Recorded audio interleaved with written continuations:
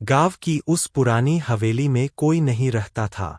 लोग कहते थे, वहां रात के 3 बजे छत पर किसी के चलने की आवाजें आती है और दीवारों से खरोंचने की आवाजें आती है, जैसे कोई कुछ निकालने की कोशिश कर रहा हो।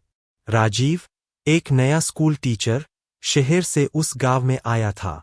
गांव वालों की बातों को वह अंधविश्वास समझता था और उसी हवेली में किराए पर रहने लगा। पहली रात ठीक थी। दूसरी रात को उसने छत पर चलते किसी के पैरों की आवाज सुनी।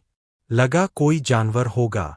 तीसरी रात खरोंच की आवाज सीधी उसके कमरे की दीवार से आने लगी। उसने दीवार को गौर से देखा और झटका खा गया। वहां से एक काला हाथ बाहर निकलने की कोशिश कर रहा था।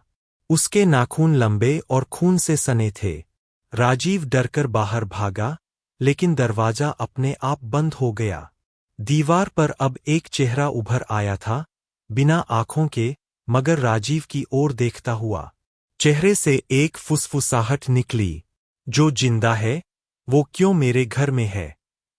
राजीव चीखने ही वाला था कि उसके पीछे से किसी ने उसका कंधा पकड़ लिया, लेकिन जब उसने पलटकर देखा, कोई नहीं था।